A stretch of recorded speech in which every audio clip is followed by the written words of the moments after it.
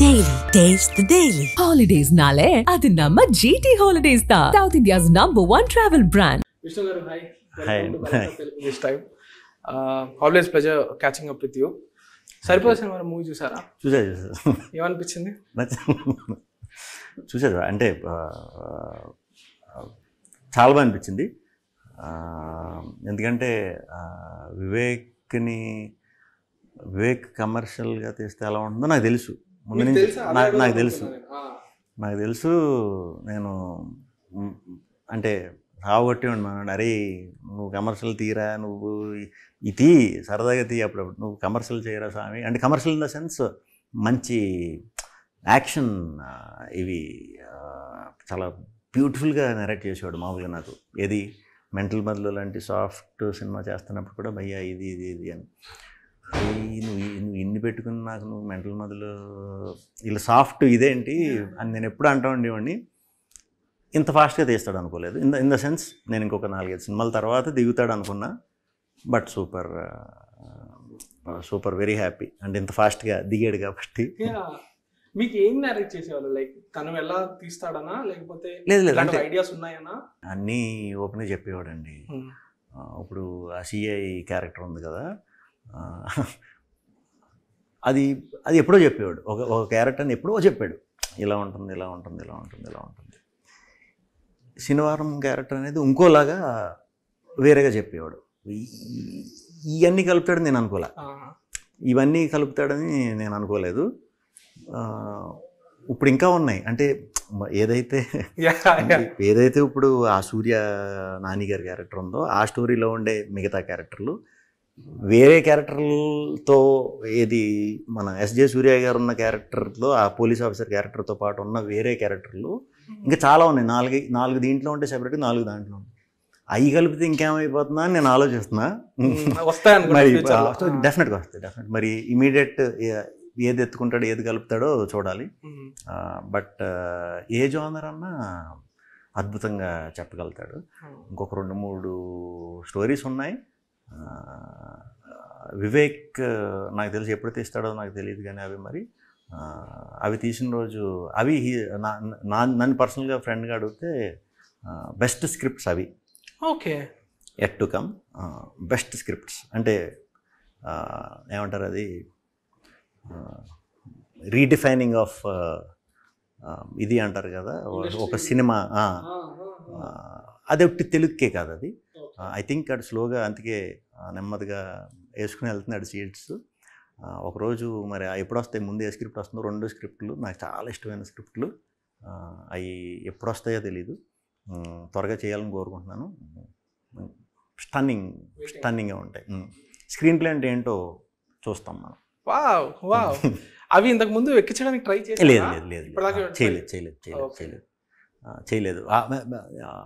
మా డిస్కషన్ నేను అనుకునేది కూడా ఏంటంటే ఇంకా బ్రాండ్ బాగా తెచ్చుకుని చేస్తే ఆ సినిమాకి screen play super star, so story తర్వాత స్టార్.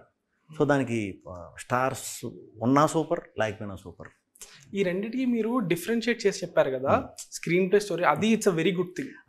ఎందుకంటే మనం చాలాసార్లు చూస్తాము స్టోరీ బాగుంటది, ఒక సినిమా ఎందుకు అప్రూవ్ అయిందో, ఓకే వీళ్ళు ఇది పాయింట్ చూసి ఎగ్జైట్ అయ్యారు అని మనకు అర్థమవుతుంది. కానీ అది సినిమా అయ్యేపాటికి యాజ్ అన్ ఆడియన్స్ గా మనం చూసేపాటికి కొంచెం డీరేల్ అయిపోద్ది. సో మీరు ఇప్పుడు చాలా మంది ఫిల్మ్ మేకర్స్ తో ట్రావెల్ అవుతుంటారు కదా, ఇంట్రెస్టింగ్ ఐడియాస్ చాలా వస్తాయి సార్, ఐడియా లెవెల్లో ఇంట్రెస్టింగ్ గా ఉంటుంది. కానీ అది ఎగ్జిక్యూట్ అయ్యి ఆ స్క్రీన్ ప్లే ఒక ఐడియా కొన్నిసార్లు 15 minute షార్ట్ ఫిల్మ్ కింద బాగుండొచ్చు, లేకపోతే ఒక 1.5 90 minute ఫీచర్ ఫిల్మ్ అనేది మనకి లేదు ఇక్కడ అన్ఫార్చునేట్లీ.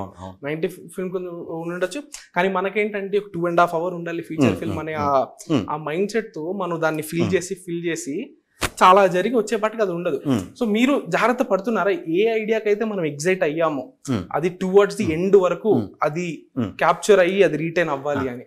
మెయిన్ స్క్రీన్ ప్లే అండి. మెయిన్ ఎప్పుడు కూడా ఎలాంటి కథ తీసుకున్నా, అంటే అది ఆల్రెడీ 1 నెల ముందు రిలీజ్ అయిన సినిమా అనుకోండి ఫర్ ఎగ్జాంపుల్, 1 నెల ముందు ఒక బ్లాక్ బస్టర్ పడింది, అదే కథను మళ్ళీ మనం స్క్రీన్ ప్లే మార్చి చేయొచ్చు. స్క్రీన్ ప్లేతో మనం ఎలాంటి కథనన్నా ఆడియన్ని కూర్చోబెట్టి ఎంగేజ్ చేయొచ్చు. అబ్సల్యూట్లీ. స్టోరీ కూడా అద్భుతంగా దొరికినప్పుడు అది ఎలాంటి స్టోరీ అంటే ఎక్కువ కొంచెం కాంప్లెక్సిటీ ఎక్కువ ఉందా ఏంటి అనేది చూసుకొని దానికి తగ్గట్టు స్క్రీన్ ప్లే వెళ్ళాలి. టూ మచ్ కాంప్లెక్స్గా ఉన్న స్టోరీకి స్క్రీన్ ప్లే ఎక్కువ పెట్టి కన్ఫ్యూజ్ చేయకూడదు. స్టోరీ ఆల్రెడీ ఎక్కువ ఉన్నప్పుడు ఆ కాంప్లెక్సిటీని తగ్గించాలి. అంటే స్క్రీన్ ప్లేతో మనం కన్ఫ్యూజ్ చేయకూడదు. అలాంటి స్ట్రైట్ నరేషన్ వెళ్ళిపోతూ ఉండాలి. వన్స్ స్టోరీ బాగుంది, స్క్రీన్ ప్లే అద్భుతంగా కుదురుతుంది అన్నప్పుడు మాత్రం ఈజీగా ఆ ఫిల్మ్ అందరిని ఎంగేజ్ చేయగలుగుతుంది. కలిపి 100% రావాలి. సో చెప్పండి. స్టోరీ అదిరిపోయినా ఒకసారి దెబ్బ తినేస్తాం, స్క్రీన్ ప్లే అదిరిపోతే దెబ్బ అయితే పడదు. సినిమా ఎంగేజింగ్ మరీ అయ్యో బాగలేదని అయితే స్వాగ్ ఎలా ఉండబోదు. ఎందుకంటే హసిత్ నాకు 2 సార్లు ఇంటర్వ్యూ చేసినప్పుడు 2 సార్లు చెప్పాడు పెద్ద స్టోరీ అన్నాడు. నేను దాన్ని పెద్ద స్టోరీ ఏంటి అని ప్రాప్ చేసి అడిగితే ఈవెంట్స్ ఎక్కువ ఉంటాయా, సిచ్యువేషన్స్ ఎక్కువ ఉంటాయా, సీన్స్ ఎక్కువ ఉంటాయా అంటే తను నాకు ఒక ఆన్సర్ ఇచ్చాడు. మీ దృష్టిలో పెద్ద స్టోరీ అంటే ఏంటి, అది స్వాగ్ ఎలా వర్తిస్తుంది, అండ్ ఇందాక మీరు చెప్పిన రిలేషన్ ఉంది కదా స్టోరీకి స్క్రీన్ ప్లేకి మధ్య రిలేషన్, అది స్వాగ్ లో ఎలా వర్కౌట్ అయింది?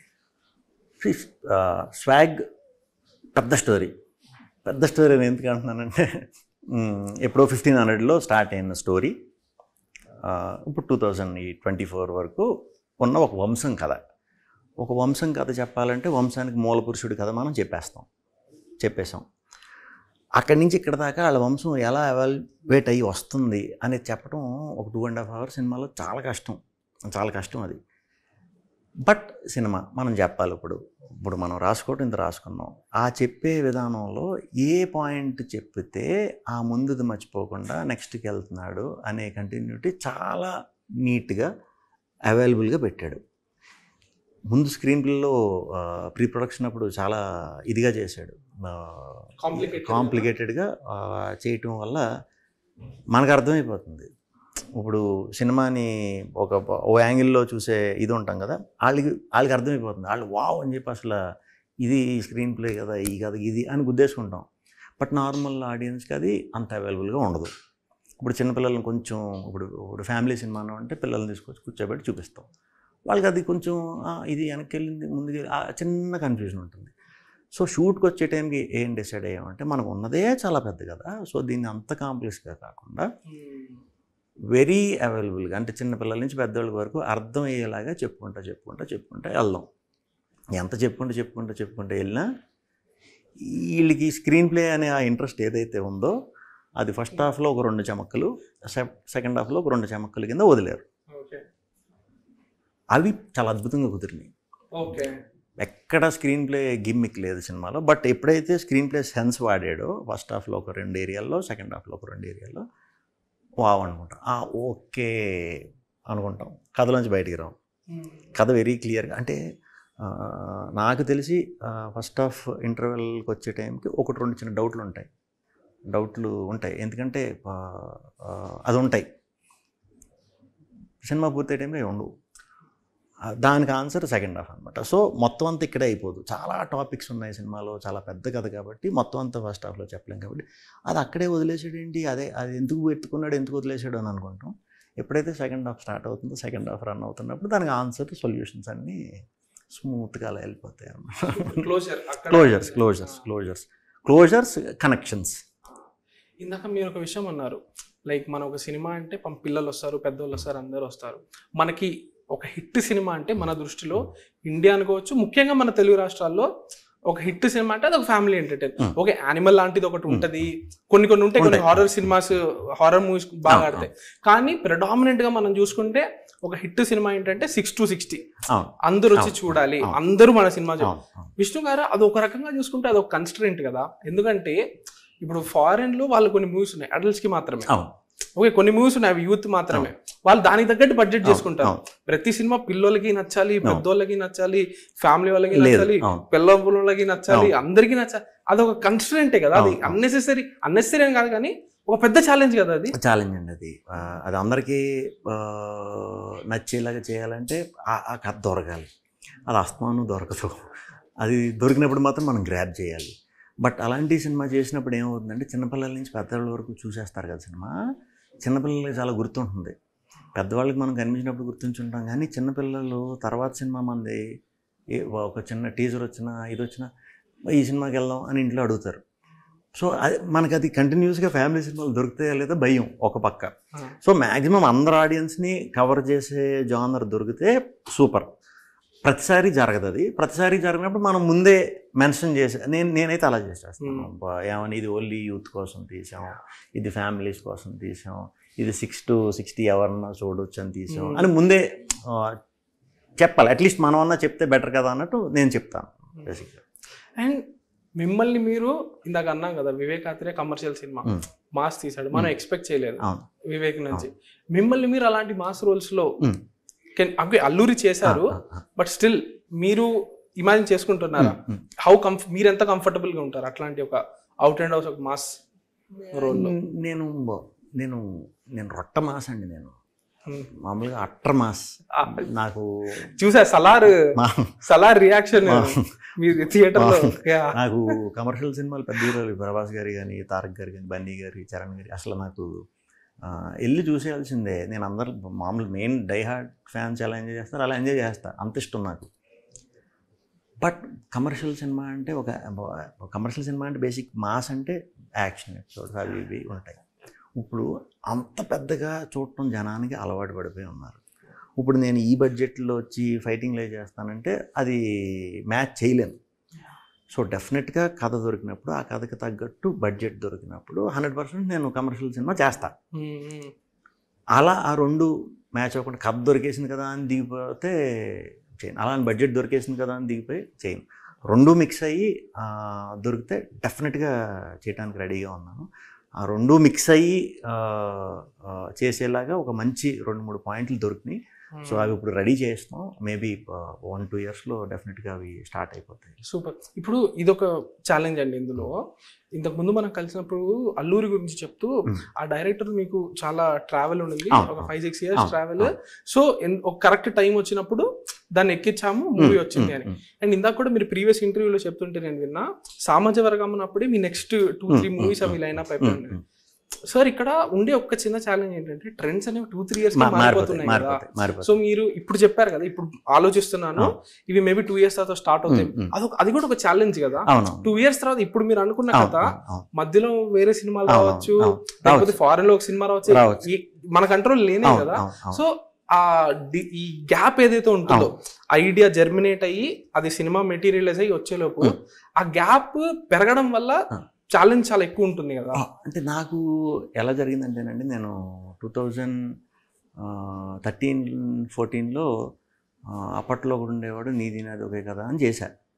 చేయటం అంటే అది ఆ 2 కథలు పట్టుకుని మేము మా సాగర్తో, మా వేణుగారితో అన్ని ఆఫీసులకి వెళ్ళేవాళ్ళం ఆ కథలు పట్టుకుని. వాళ్ళు అంటే ఈ ఎవరు చూస్తారు అనేవారు. ఎవరు చూస్తారు అందరూ, అది కరెక్టే, ఇది ఎవరు చూస్తారు, మనం డిఫరెంట్గా ఆలోచించేసాం, మనం ఎక్కువ ఊహించేసుకున్నాం. ఓకే ఇంకా ఎటు సాల్వ్ అవ్వట్లేదు ఇది అని చెప్పి మేము తర్వాత కింద మీద పడి మేమే ఓన్గా చేసుకుని వదిలేసాం. అప్పుడు నాకు 1 year తర్వాత 2 years తర్వాత ఇచ్చిన కామెంట్ ఏంటంటే అందరూ ఈ సినిమా ఇంకో 2 years తర్వాత రావాలి, ఆ సినిమా ఇప్పుడు వచ్చుంటే ఎలా ఉందో తెలుసా, ఇవి విన్నా. అంటే నేను కొంచెం అహెడ్ ఆలోచిస్తున్నాం. ఓకే దీన్ని ఇప్పుడు ఎలా బ్యాలెన్స్ చేయాలి, ఇప్పుడు మనం ఫ్యూచర్ గురించి ఏదో ఆలోచించినా ఆ విజన్ అనేది పెట్టుకోవాలి, ఆ విజన్ ప్రకారం వెళ్ళాలి. మీకు ఏదైతే ఆ డౌట్ ఉందో ఆ సేమ్ దాంతోనే ప్రతిదానికి ఒక 2-3 సార్లు ఆలోచించే పలానా టైంలో ఇది రావాలి, పలానా టైంకి ఏవేం సినిమాలు ఉన్నాయి. ప్రస్తుతం అందరూ బయట అందరు డైరెక్టర్లు కానీ యాక్టర్లు కానీ జరుగుతున్న 3-4 సినిమాల వరకు లిస్ట్ అయితే వెరీ అవైలబుల్గా ఉంది మనకి, మనం చూడొచ్చు, జాగ్రత్తగా అబ్జర్వ్ చేయొచ్చు. అది కూడా ఒక అది చూస్తాను నేను, అది చూస్తా. అంటే ఎవరెవరు ఏ దాంట్లో ఉన్నారు, ఎలా ఆలోచిస్తున్నారు, ఏం చూస్తున్నారు అనే దాని మీద కూడా ఫుల్గా ఫోకస్ పెడతాను. దాన్ని బట్టి కూడా చాలాసార్లు డెసిషన్స్ మార్చుకున్నాను.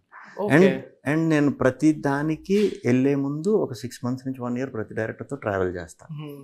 సో చేసినప్పుడు ఇఫ్ ఇది కాకపోతే ఇది ఏంటి అనేది 2 విధాలుగా ఆలోచించేలాగా ప్రిపేర్ చేసేస్తాను. అది డైరెక్టర్ సినిమా స్టార్ట్ అయ్యే టైం పట్టుకుంటాడు, అప్పుడు దాకా అయితే పట్టుకోడు, ఏదో చెప్తున్నాడు అన్నట్టు అనుకుంటాడు. బట్ ఆ ప్లానింగ్ ఉంటుందండి. నిజంగా ట్రెండ్ సడన్గా వచ్చేసి ఒక్కోసారి మారుతాయి, బొమ్మని వస్తాయి. సడన్గా విక్రమ్ వచ్చేసింది, మారిపోయింది, మొత్తం మారిపోయింది. యాక్షన్ ఇదే మార్చేసింది. అందుకే ఇప్పుడు నార్మల్ యాక్షన్ సరిపోవు, ఆనవు. సో వీటిని మైండ్లో పెట్టుకుని మనం యాక్షన్ చేస్తే ఎలాంటివి చేయాలి అంటే, యాక్షన్ ఇన్ ద సెన్స్ కొట్టేయటం అనే కాదు, ఆ యాక్షన్ ఎపిసోడ్ డిజైన్ ఎలా ఉండాలి, ఇప్పుడు దాకా వచ్చేసినవి ఏంటి, రాని ఏంటి, ఇలా ఇంకా అలా ఆలోచిస్తూనే ఉండాలండి. కష్టం కదా ఇన్ని విషయాలు, కష్టమే, బట్ బాగుంటుంది. అది ఎంజాయ్ చేయడం స్టార్ట్ చేస్తే మనం. కాకపోతే ఈ లోపు వచ్చేస్తూ ఉంటాయి కదా మనకి, మనం ఏదనుకున్నా ఒక 1 year 2 yearsలో సిమిలర్గా ఉన్నవి ఏవోటి వచ్చేస్తూ ఉంటాయండి. చాలా బాధపడతాం అప్పుడు. అందుకే నిజంగా ఎగ్జైట్ అయ్యాం, ఇది సూపర్ అనుకున్నామంటే ఇమీడియట్ ఛార్జ్ తీసుకోవాలి.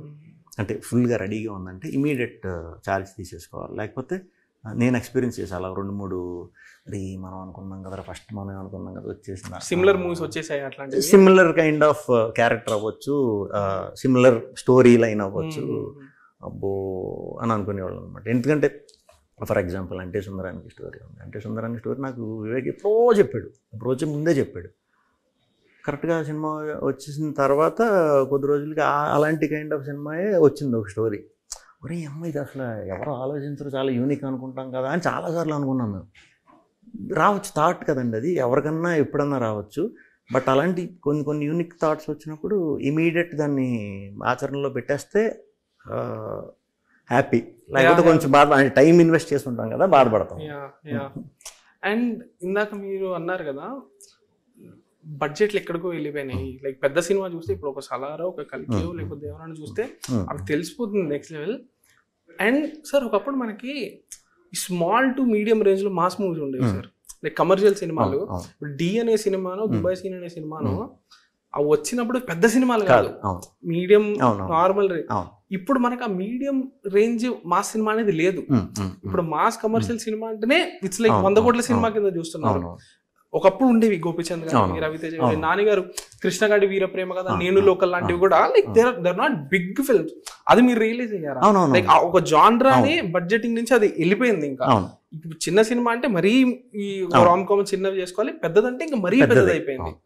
అది నోటీస్ చేశారు.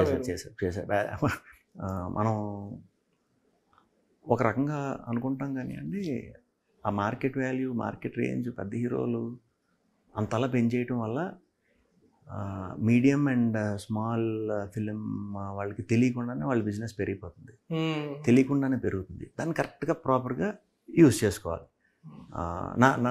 నాకు అనిపించింది అయితే అదే, వాళ్ళు గ్రాఫ్ పెంచేయడం వల్ల అరే ఇంత మార్కెట్ ఉందా, ఇన్ని డబ్బులు ఉన్నాయా, ఎలా ఇది ఎంత ఉంది కదా అంటే ఏంటి అనేది మనం డీప్గా దాని మీద స్టడీ చేసామంటే మాత్రం ఈ కొత్త జోనర్ సినిమా, చిన్న సినిమాలో ఈ మీడియం రేంజ్ సినిమా బడ్జెటింగ్ వీటిలో ఆన్సర్ దొరికేస్తుందండి. సింపుల్. సినిమా బాగుందంటే ఇవాళ రేపు చిన్న పెద్ద బ్రిలియంట్ అనేది లేదు, పెద్దది అనేది లేదు. సినిమా బాగుందా తీసుకెళ్ళి ఎక్కడో పెడుతున్నారు. అంటే దానికి ఎంత బలం ఉందో కథ బలం, అది తీసుకెళ్ళి అక్కడ పెట్టేస్తుంది. నువ్వు దానికి మళ్ళీ సెపరేట్గా అని పబ్లిసిటీ చేయక్కర్లేదు, ఇది చేయక్కర్లేదు. ఏది బయటికి పాకేస్తుంది ఇప్పుడు టాక్. తమిళ్ ఏదో సినిమా రిలీజ్ అయిందంట, ప్రీమియర్లు వేసారంటే ఇవాళ బాగుందంట కదా సినిమా, చాలా బాగుంది చెప్పేసుకుంటున్నాం. అంటే కార్తీక్ గారు అంటే పెద్ద హీరోలే కాదు, చాలా సినిమాలు మలయాళంలో బాగున్నాయని అప్డేట్స్ అడుగుతున్నారు. ఎలా ఉందంటే రిలీజ్ అయినాయి కదా ఈ వీక్, ఎలా ఉన్నాయి సినిమాలు అంటున్నారు. సో చాలా ఫాస్ట్గా రీచ్ అయిపోతుంది బాగుంది అంటే సినిమా. లైక్ మన వాచ్ లిస్ట్ లోకి ఆ సినిమాలు కూడా వచ్చేవి. తెలుగు సినిమాలు వాటితో కూడా కంపీట్ అవుతున్నాయి. అవునవును. లైక్ ఈ మీడియం సినిమాలన్నీ ఇప్పుడు సినీఫైల్ వీళ్ళందరూ ఉంటారు కదా, మీరు అన్నారు కదా TFI failed year, Twitter batch, వాళ్ళంతా యాక్చువల్లీ మలయాళం సినిమాలు వాటిని మన సినిమా లాగానే చూస్తున్నాం మనం. కిష్కింద కాంటమని ఒక మూవీ వచ్చింది, ఎవ్రీబడి ఇస్ లైక్ ఆ వీకెండ్ అందరు దాని గురించి మాట్లాడుతున్నారు. ఆ వీకెండ్ మనకు మత్తోదలరా వచ్చింది, మత్తోదలరా ఎంత మాట్లాడుతున్నారో ఇది ఈక్వల్ గా మాట్లాడుతున్నారు. So beautiful, it's good thing, good. But film makers ఒక కొత్త ఛాలెంజ్, తెలుగు సినిమాలతో మాత్రమే కాదు పోటీ, ఇంకా బయట వాటితో కూడా. ఫిల్మ్ మేకర్స్ కి ఇంకా మామూలు ఇది, ఇంకా ఒక్క రోజు ఇలా అన్నారా అంత అలర్ట్గా ఉండాలి. ఎందుకంటే స్పేస్, మనం సూపర్ డూపర్ హిట్ తీసిన డైరెక్టర్ అన్నా కూడా ఈ రోజుల్లో ఈ స్పేస్లో ఈ ఫ్రైడే నాకు బ్లాక్ బస్టర్ పడింది, ఇంకో సంవత్సరం వరకు సినిమా అవ్వట్లేదు. ఎందుకంటే అందరూ బిజీ, టూ మనీ ఆపర్చునిటీస్ చాలా వచ్చేసినాయి. సో ఆడు హిట్ కొట్టినా సినిమా తీయాలని సంవత్సరం పట్టేస్తుంది. అంటే ఎన్ని సినిమాలు చేస్తాడు? ఇంకో 5 years ట్రెండ్ మారుతుంది, నెక్స్ట్ బ్యాచ్ వచ్చేస్తారు డైరెక్టర్లు, కొత్త ఆలోచనలతో ఇప్పుడు తయారవుతున్నారు కదా. ఇవన్నీ చూసి వాళ్ళు వస్తారు ఇండస్ట్రీ ఇంకో 5 years. వాళ్ళు ఎలా ఉంటారు? సో మనం అప్గ్రేడ్ అవుతూ ఉండాలి అండ్ ఫాస్ట్గా చేస్తూ ఉండాలి. గ్యాప్ అనేది కొంచెం తక్కువ తీసుకోవాలి డైరెక్టర్లు. అది ఇంకా దాసరి గారు వాళ్ళందరూ 100 అది ఇంకా అసలు అది పూరి గారు లాగా సంవత్సరానికి 2 సినిమా, అది కూడా ఇంపాసిబుల్. సంవత్సరానికి ఒక సినిమా చేసాల్సింది, 2 సంవత్సరానికి ఒకటంటే ఇంకా very good job. Yeah, like and మీరు ప్రొడక్షన్ చేశారు కదా సార్, మీరు ప్రొడక్షన్ చేసినప్పుడు ఓకే మీకు క్రియేటివ్ ఫ్రీడమ్ అనేది ఒకటి ఉంటుంది. At the end of the day డైరెక్టర్కి మీరు ఎంత రెస్పెక్ట్ ఇచ్చినా, ఒక ఈ విషయం నాకు ఇది నచ్చలేదు, ఇది మార్చచ్చు అని చెప్పగలిగే ఒక స్పేస్ మీకు ఉంటుంది. అది వేరే ప్రొడక్షన్ హౌసెస్లో అంత క్రియేటివ్ ఫ్రీడమ్ ఉంటుందా? డెఫినెట్గా ఉంటుందా? Okay, good. ఎందుకంటే ఇప్పుడు మేము చేస్తున్న ప్రొడక్షన్ వీళ్ళందరూ కూడా సినిమా అంటే నమ్మకం. సో వన్స్ డైరెక్టర్ని, యాక్టింగ్ని నమ్మిన తర్వాత మన ప్రొడ్యూసర్లు, అట్లీస్ట్ నేను చేస్తున్న ప్రొడ్యూసర్లు ఎవరు కూడా బిలీఫ్ చాలా ఎక్కువ. సో ఎప్పుడూ కూడా ఇంకోసారి చేద్దాం. నాకు ఇప్పుడు తగులుతున్న వాళ్ళు కొంతమంది అది 100% ఓకేనా, కావాలంటే ఇంకోసారి చేసుకోండి అంటున్నారు. ఇది అలా వద్దొద్దు, అది లాస్ట్ చూద్దాం, అది మీరు ఇమీడియట్ వద్దు, లాస్ట్ చూసుకుందాం. ఎందుకంటే ఇప్పుడు 60 సీన్లు ఉన్నాయంటే 60 కూడా అనుకుంటే అద్భుతం చేయాలంటే అది చేస్తూనే ఉంటాం, ఇంకప్పుడు చేస్తూనే ఉంటాం. సో అది కాదు, ఏదైతే మెయిన్ సినిమాలో కొన్ని ఏరియాస్ ఉంటాయో వాటి వరకు 100% అది మిస్ అవ్వకుండా చూసుకుని, మిగతా ఒక్కోసారి టైం అవ్వచ్చు, వాతావరణం అవ్వచ్చు, కొన్ని మిస్ అవుతాయి. దాన్ని మరి మనకి ఇంకా చాలా క్రాఫ్ట్స్ దానికి యాడ్ అవుతాయి కాబట్టి, మ్యూజిక్ యాడ్ అవుతుంది, కెమెరా యాడ్ అవుతుంది, ఎడిట్ యాడ్ అవుతుంది, అవన్నీ యూజ్ చేసుకుని కొన్ని ముందుకెళ్ళాలి. సూపర్. స్వాగ్ ఎంత ఎంజాయ్ చేశారు? చాలా ఎంజాయ్ చేశాను. అంటే నిజంగా సినిమా ఎలా చేశాను నాకు తెలీదు. మేబీ రోజు కూర్చుని వెళ్ళి మేకప్ వేయించుకొని బయటకు వచ్చేసరికి ఒక 4 hours పెట్టేసరికి అక్కడే నేను అది మొత్తాన్ని మర్చిపోయాను అనుకుంటా. వెళ్ళటం ఆ గెటప్ చూసుకున్న తర్వాత ఆటోమేటిక్గా పర్ఫార్మెన్స్ ఎందుకో నాకు చాలా నచ్చింది. నా పర్ఫార్మెన్స్ దీనికే కదా 4 hours, వీడికి 4 hours అండి. ఆ కోపం అది జరుగుతున్నప్పుడు ఆ ప్రాసెస్లో ఇంకా అది వచ్చేసేది, ఆ సఫకేషన్ వచ్చేసేది లోపల నుంచి, తెలియనిది, అదంతా కూడా క్యారెక్టర్కి భలే హెల్ప్ అయింది. అండ్ అది చెమట పడితే లోపలే ఉండిపోద్దా? లోపల ఉండిపోతుంది. మార్నింగ్ స్కెడ్యూల్ ఎట్లుంటుంది? ఎన్ని గంటలకు మొదలు పెడితే షూటింగ్ ఎంతసేపు దాకా చేసేది? మేము మా మేకప్ బ్యాచ్, మా టీము ఒక 4:30 కల్లా వచ్చేసేవాళ్ళం. వచ్చేసిన తర్వాత మంచిగా ఒక 5:15 వరకు స్పెషల్స్ ఏమన్నా వండుకొని అందరం కలిసి, మా makeup team very super team. నేను మీరు సరదాగా ఎప్పుడు మా సెట్ హీరో అని లేకపోతే ఇదని అలా ఉండదు మాకు ఎప్పుడు. సో అందరం కలిపేసుకునే రకరకాలుగా ఇది వేసుకున్న తర్వాత ఫుడ్ తింటానికి ఉండదు, ఎక్కువ తెరవకూడదు. ఫుడ్ తింటే ప్యాచెస్ ఊడిపోతాయి. ఆ ఊడితే మళ్ళీ ఇంకో 4 గంటలు కూర్చోాలి కామ్గా, ఇంకా అలా కూర్చుని ఉండేవాడు. అంతే. ఏం చేసేవాళ్ళు? పాటలు వినేవాళ్ళ? ఫోన్? ఇంకా పాటలు అంత నిజంగా మేకప్ అవుతున్నప్పుడు మలయాళంలో రకరకాల పాటలు పెట్టేవారు వీళ్ళు. బ్యాచ్ అంతా మలయాళం బ్యాచ్. అప్పుడప్పుడు నేను ఇంకా నాకు వచ్చేసి ఇలా ఉన్నారా పాటలు అని చెప్పి మనవి పెట్టుకునేవాళ్ళం. మంచిగా తినేసి కూర్చునేవాళ్ళం మేకప్కి. ఒక 4 hours రెడీ అయిన తర్వాత అక్కడ మనం రెడీ అవ్వదు కదా షార్ట్, దానికి ఇంకో 2 hours వెయిట్ చేయాలి. లోపలికి వెళ్తాం. సమ్మర్లో చేసాం, స్వెట్ బయటికి రాదు, లోపలే ఉంటుంది. మనకి మంచిగా ఏసీలు అవన్నీ పెట్టుకుంటాం. బట్ వన్స్ మళ్ళీ వెళ్ళినప్పుడు, ప్లే చేయడానికి వెళ్ళినప్పుడు ఆటోమేటిక్గా వచ్చేస్తూ ఉంటాయి అన్నమాట. బట్ ఈ క్యారెక్టర్కి అది గుడ్. అండ్ మేము న్యాచురల్గానే పెంచుదాం అని చెప్పి స్టార్ట్ చేశాను యాక్చువల్లీ ఈ ప్రాజెక్ట్. ఫుల్గా తిని ఒక 1.5 months 2 months ఫుల్గా ఇది చేస్తే ఇలా అవ్వగలిగా. ఇంతకు మించి అవ్వట్లా. సరే అరే ఇంకెన్ని రోజులు పడుతుంది, టైం ఇది అయిపోతుంది అన్నట్టు, సరే ఆర్టిఫిషియల్ దీనికి వెళ్దామని కాటన్ టైప్ పెట్టారు. కాటన్ పెడితే నాకే ఫీల్ రావట్లే, అదేదో ఇలా ఉంది, అది నిజం ఆ ఫీల్ రావట్లే, తెలిసిపోతుంది. మూమెంట్ కూడా ఫాస్ట్గా ఉంది. ఇలా వద్దని కొంచెం ప్లేట్లు అవి పెట్టించి హెవీది పెట్టించాం. సో వన్స్ దాంతో కమిట్ అయిన తర్వాత ఒక 1 వీక్ సినిమా మ్యాక్సిమం నుంచినే ఉంటాడు, మ్యాక్సిమం నుంచినే ఉంటాడు. Okay okay. సో తెలియకుండా ఇక్కడ వెయిట్ బాగా పెరిగిపోయేసరికి ఒక 1 వీక్ 10 days తర్వాత బ్యాక్ పడిపోయేది వెయిట్. సో తెలియకుండానే బ్యాక్ పెయిన్ స్టార్ట్ అయింది నాకు. దీనివల్ల బ్యాక్ పెయిన్ నాకు అది పనిచేయాల. నాకు మొత్తం ఇదైన తర్వాత నాకు అర్థమైంది, ఓహో దీనివల్ల బ్యాక్ పెయిన్ వచ్చిందా అని. టూ మచ్ స్ట్రెస్ అండి. అంటే మన ఇండియన్ క్లైమేట్కి ప్రాస్థెటిక్ అది వెళ్ళకూడదు. ఒకరోజు 2 రోజులు అంటే పర్లేదు. మొత్తం అది ప్రాస్థెటిక్ సెటప్ ఇదంతా 56 days చేసాం. 56 days మొత్తం. సో 2 days ఎంజాయ్ చేసా. ఫస్ట్ 2 days సరదాగా ఉంది. 3rd day నుంచి లెన్స్ కూడా ఉంటాయి అన్నమాట వాడికి. లెన్స్ ఉంటే ఇదేంటంటే మనకి గ్లిజరిన్ పెట్టిన వాటర్ రాదు, అంటే బ్లాక్ అయ్యి అంత కవర్ అయిపోయి ఉంటుంది కదా. సో ఏడుపు కూడా వచ్చేది కాదు. ఏంట్రా ఇది అన్నట్టు, అమ్మా ఎప్పుడు అవుతుందిరా అన్నట్టు రోజులు లెక్క పెట్టుకున్నాను. నేను ఎప్పుడు షూటింగ్కి వెళ్ళడానికి చాలా ఎగ్జైటింగ్గా వెళ్తా, షూటింగ్ అయిపోయింది అప్పుడే అన్నట్టు ఉంటుంది ఫీల్. ఇది మాత్రం ఎంత ఫాస్ట్గా వెళ్ళిపోయి మనం ఎంత ఫాస్ట్గా వచ్చేస్తే నెక్స్ట్ డే వస్తుందా అన్నట్టు చూసేవాడిని. బట్ సాటిస్ఫై చేసింది. రేపు థియేటర్లో అందరూ కూడా చాలా బాగా ఎంజాయ్ చేస్తారు వాడి క్యారెక్టర్. లేడీస్ అయితే మామూలుగా తిట్టుకోరు. ప్రాపర్ మిసాజినిస్టా కొంచెం, బట్ క్యారెక్టర్ అలాంటిది. రీతు క్యారెక్టర్ని మనం తిట్టుకుంటాం. మగాడు ఉంది కదా డైలాగ్లో, రెచ్చిపోకండి బూత్. సో ఈ డబ్బింగ్ కూడా కష్టపెట్టాడు. మరి బాబుభూతి ఏంటో తెలియదు, గట్టిగానే కష్టపెట్టాడు, ఇబ్బంది పెట్టాడు. But worth, 100% worth. Super. So కష్టపడ్డారు, ఖచ్చితంగా రిజల్ట్ కూడా వస్తుందని కోరుకుంటూ all the very best. Thank you. All the very best. Taste Daily. Taste the Daily. Holidays nale adi namma GT Holidays da, South India's #1 travel brand.